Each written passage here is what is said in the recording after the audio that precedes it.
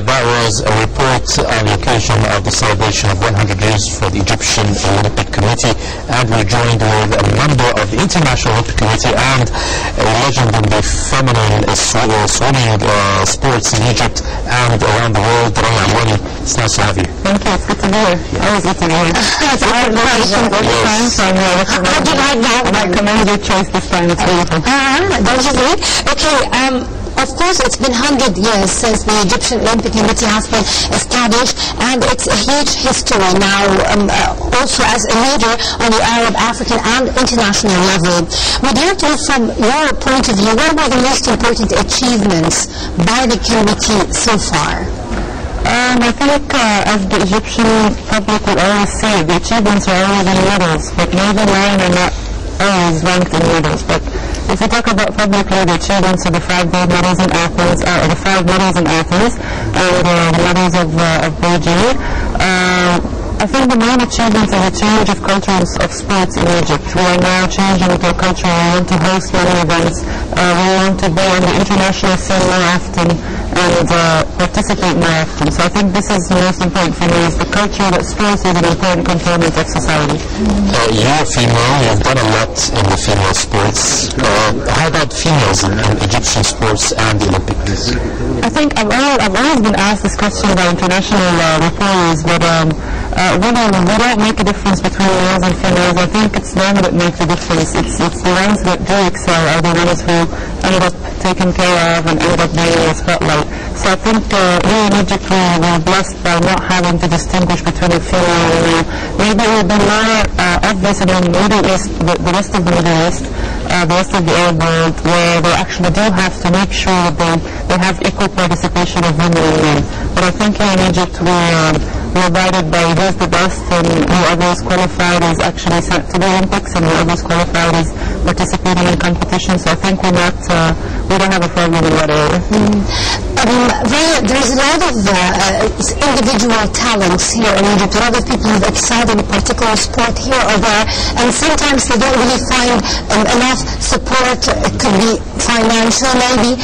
Where do you see the role of the committee in helping or supporting such individuals? In the Egyptian Olympic Committee, there's always been programs in the Egyptian Olympic Committee to support some of the athletes, and some of it is programs provided by the International Olympic Committee. We call it the Olympic Solidarity, where you handpick the best athletes in Egypt, or the best ranked internationally, and they get help, not necessarily financial, but they get the best coaches, they get, I was going to say swim camps, but competitions and camps and training programs, and I think it's a very good program.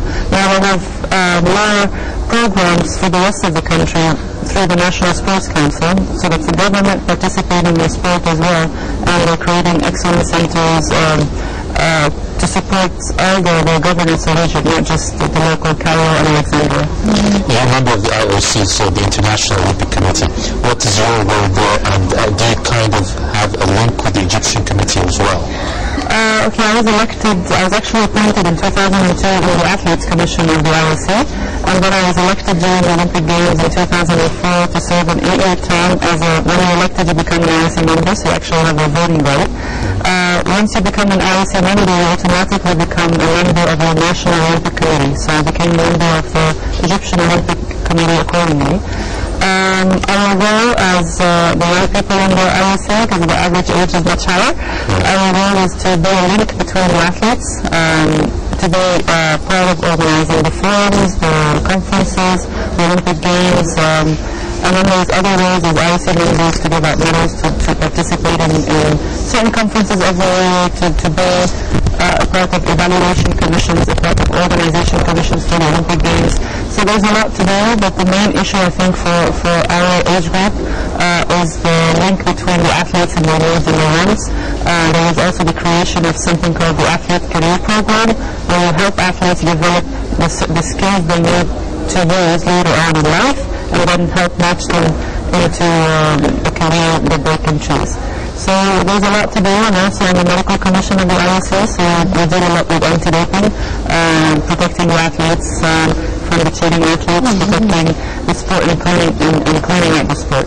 And how do you feel the job so far? Do you think that you've made a difference? I mean, I'm not talking about you personally.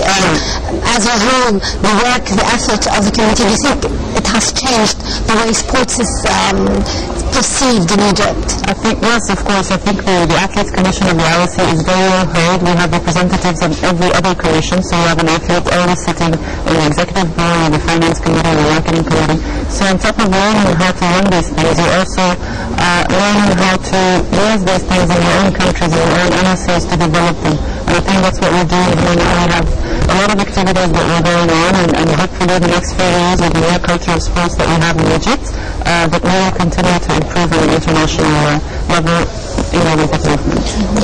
You said improve on the international level, compete. How? What do you need in order to get more medals in the future? We need to start, to start thinking of medals, because the performances in sport is not about medals. You can be number 7 in the Olympic Games and be much better than a medal in another competition. So we need to start putting a lot of athletes out there, sending a lot of athletes to Olympic Games, to camps, and trusting that they will be returned someday. Of course, the medals are what places countries in the ranks. But I think for us, we still have to build a stronger base, a larger base, where we can choose more and more athletes. 5 medals in the Olympic Games is an achievement for us, but I think our goal should be much higher than this. To achieve this, we need to have 2,000 very good athletes in Egypt, not just the 5 that we do. And having been in the Egyptian committee under the leadership of 2 different presidents, we're talking Nail and Mahmoud Ahmed Ali currently, do you see that their vision is going towards this aim of expanding the base of athletes that we have here in Egypt? I think now, just as I said before, Egypt is turning into a new era. Now we're planning to host games. We're trying to, even the Prime Minister announced during the Centennial Party that we will someday bid for the Olympic Games. So our dreams are higher, and higher than actually I expect it to be now. I expected this to be happening 10 years from now, and I'm glad it's happening now, so I can take part of it. Yes, there is a very good link now between the international standards. We're doing everything the way it should be done, and I think it's really moving towards more international and global sports for Egypt. So a bid to host the Mediterranean Games is a step forward in order to beat the big games. It's one step, and I think as long as we're doing everything right, I'm not giving us an excuse, of course, but as long as we're doing everything right, we shouldn't be upset if we get with 5 people competing, 5 countries competing, and if we're in the top 2, we should be very proud. Whoever gets it at the end will host the good games, but for us, this is one step. We have to host or bid to host every major games that we can get, and not only that, but also conferences, world conferences, everything related to sport.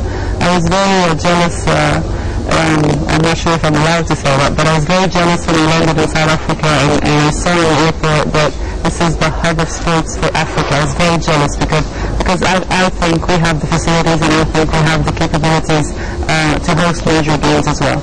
So let's hope this is our era. Indeed, we definitely have the potential.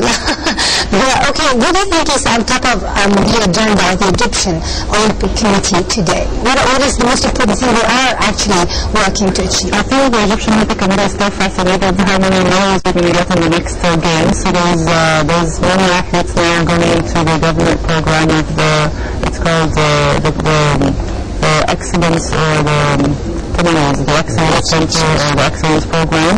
And basically it's a few sports where they picked some athletes to have good training, to even be sent to different camps around the world where the best coaches are existing. So we're hoping that these athletes will bring back medals in 2012 and 2016 because most of them are very young. As for the Olympic Committee, I think the main achievement was the new museum, the Olympic Museum, and I think they have a plan now of, when I say they, it's the board members of the Egyptian Olympic Committee. They have a plan to open it to the public so that schools can come in and learn about the Olympic family and the Olympic movement and the Olympic history that we have. We have a very great history, so it's good that they start learning, so that they start having their dreams of their own, and we have little champions coming up. So I think this is one major event achievement that they had. Other than that, we are just spreading the culture of sports that we need.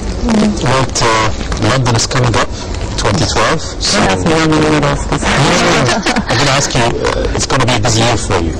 You're a member of the IOC, so that's where you're going to have a lot of work, 1 year to go for London. So how are you preparing for that?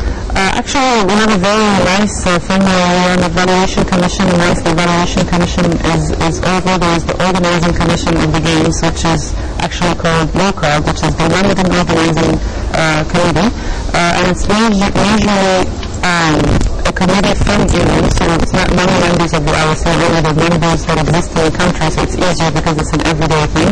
And then there's a coordination commission where some IOC members are involved. And I'm involved in that area with the medical commission for the medical corporations, but not with the coordination commission. So I don't go there every week like they do, but I go there quite a few times.